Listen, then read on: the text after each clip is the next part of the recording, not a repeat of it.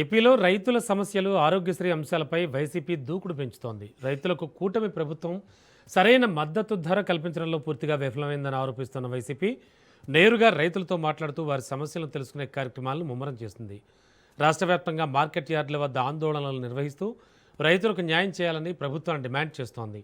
మరోవైపు ఆరోగ్యశ్రీ పథకం విషయంలో కూడా కూటమి ప్రభుత్వ తీరుపై తీవ్ర విమర్శలు గుప్పిస్తోంది. ఆరోగ్యశ్రీని పూర్తిగా నిర్వీర్యం చేశారని, నెట్వర్క్ ఆసుపత్రులకు పెండింగ్ బకాయిలు కూడా విడుదల చేయకుండా ప్రభుత్వం నిర్లక్ష్యంగా వ్యవహరిస్తోందంటూ వైసీపీ ఆరోపణలు చేస్తోంది. ఈ నేపథ్యంలో వచ్చే వారంలో ఆరోగ్యశ్రీ నెట్వర్క్ ఆసుపత్రులను సందర్శించి పరిస్థితిని పరిశీలించాలని పార్టీ నిర్ణయించినట్లు సమాచారం.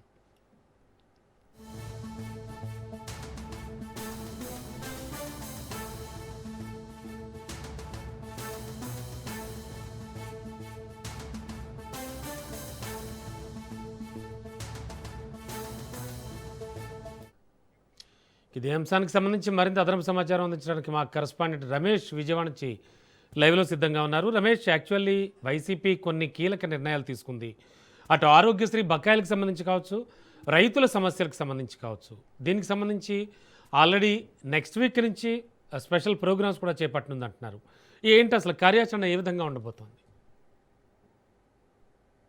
వైఎస్ఆర్ కాంగ్రెస్ పార్టీ ప్రధానంగా రైతుల సమస్యలను ఒక ఎజెండాగా తీసుకుంది. దీంతో పాటు ఆరోగ్యశ్రీ పథకాన్ని నిర్వీర్యం చేసినటువంటి విధానాన్ని కూడా నిరసిస్తూ ఒక కార్యాచరణ కూడా వైఎస్ఆర్ కాంగ్రెస్ పార్టీ చేపట్టింది. ప్రధానంగా రైతుల అంశానికి సంబంధించి చూస్తే కూటమి ప్రభుత్వం అధికారంలోకి వచ్చిన తర్వాత రైతులకు సరైన గిట్టుబాటు ధర రావటం లేదంటూ వైఎస్ఆర్ కాంగ్రెస్ పార్టీ మొదటి నుంచి ఆరోపిస్తుంది. రైతుల విషయంలో కూటమి ప్రభుత్వం పూర్తిగా విఫలమైందని కూడా ప్రధానంగా వైఎస్ఆర్ కాంగ్రెస్ పార్టీ చేసినటువంటి ఆరోపణ. గతంలో వైసీపీ అధినేత జగన్మోహన్ రెడ్డి కూడా మిర్చి రైతుల కోసం, మామిడి రైతుల కోసం ప్రత్యక్షంగా ఆయా ప్రాంతాలకు వెళ్లి వాళ్ళతో మాట్లాడి వారి సమస్యలను అడిగి తెలుసుకునే ప్రయత్నం చేశారు. అంతేకాకుండా ఇటీవల వచ్చినటువంటి తుఫానుకు ఏదైతే రైతులు నష్టపోయారో ఆ రైతులను ఆదుకోవాలంటూ బాధితుల దగ్గరికి వెళ్లి జగన్మోహన్ రెడ్డి స్వయంగా వారితో మాట్లాడినటువంటి పరిస్థితి కూడా ఉంది. అయితే అప్పటికీ కూడా రైతులను ఆదుకునే విషయంలో మాత్రం కూటమి ప్రభుత్వం ఇంకా సానుకూలంగా వ్యవహరించడం లేదని వైఎస్ఆర్ కాంగ్రెస్ పార్టీ అభిప్రాయపడుతూ ఉంది. ఈ నేపథ్యంలోనే రైతులు ఎదుర్కొన్నటువంటి సమస్యలను ప్రత్యక్షంగా తెలుసుకునేందుకు రాష్ట్ర వ్యాప్తంగా పార్టీ శ్రేణులు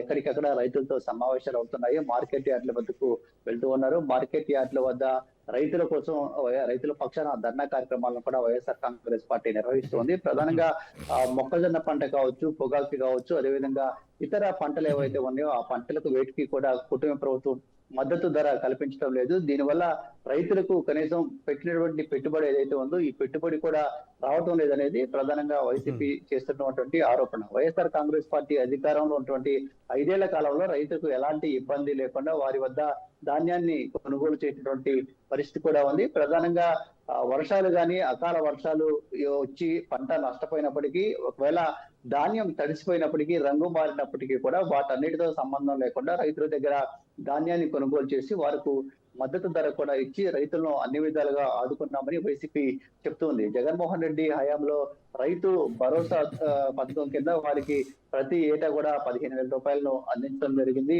ఇదే సందర్భంలో తెలుగుదేశం కూటమి తాము అధికారంలోకి వస్తే రైతులకు 20,000 ఇస్తామని చెప్పినప్పటికీ ఆ దిశగా ఇంతవరకు పూర్తి స్థాయిలో వారికి ఎలాంటి ఆర్థిక సాయం కూడా చేయడం లేదని వైఎస్ఆర్ కాంగ్రెస్ పార్టీ ఆరోపిస్తుంది.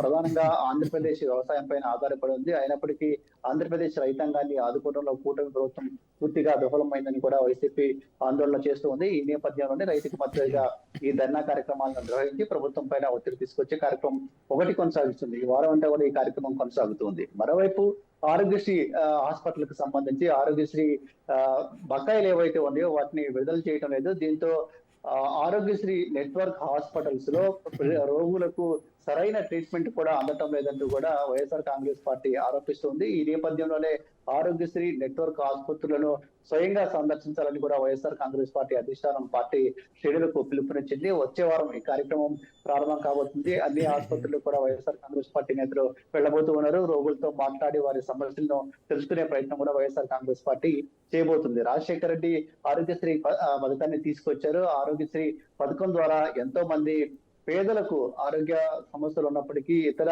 ఖరీదైన వైద్యాన్ని కూడా ఆరోగ్యశ్రీ ద్వారా అందించడం జరిగింది. అదే కొనసాగింపుగా జగన్మోహన్ రెడ్డి కూడా గత 5 ఏళ్ల పాటు ఆరోగ్యశ్రీకి పెద్ద ఎత్తున చేయూతనిచ్చారు. ఆరోగ్యశ్రీలో దాదాపు అనేక రకాల జబ్బులకు ట్రీట్మెంట్ ఇచ్చే ప్రయత్నాన్ని చేసినటువంటి పరిస్థితి కూడా ఉంది. కానీ కూటమి ప్రభుత్వం అధికారంలోకి వచ్చిన తర్వాత ఆరోగ్యశ్రీని మెల్లమెల్లగా నిర్వీర్యం చేసే ప్రయత్నం చేస్తున్నట్టు వైసీపీ ఆరోపిస్తుంది. గత ప్రభుత్వంలో లాస్ట్ అంటే ఎన్నికలకు ముందు ఏదైతే బకాయిలు ఉన్నాయో ఆ బకాయిలతో పాటు కూటమి ప్రభుత్వం అధికారంలోకి వచ్చిన 2 దాదాపు 4,000 కోట్ల రూపాయల వరకు బకాయిలు ఉన్నప్పటికీ ఆ బకాయిలను విడుదల చేయడం లేదు. దీంతో ఆరోగ్యశ్రీ నెట్వర్క్ హాస్పిటల్స్ ఇప్పటికే తాము ఉచిత వైద్యాన్ని అందించలేము, ఆరోగ్యశ్రీ పథకం కింద వైద్యాన్ని అందించలేము అంటూ కూడా గతంలో అనేక సార్లు అల్టిమేటం ఇచ్చినటువంటి పరిస్థితి కూడా ఉంది. దీని ద్వారా పేదలు అదేవిధంగా మధ్య తరగతి ప్రజలు ఎవరైతే ఉన్నారో వీరికి సరైన ట్రీట్మెంట్ అందక వాళ్ళు ఇబ్బంది పడుతున్నటువంటి పరిస్థితి కూడా కనిపిస్తుందని వైసీపీ చెప్తుంది. అంతేకాకుండా ఆరోగ్యశ్రీ కింద వచ్చేటువంటి వివిధ రకాలైనటువంటి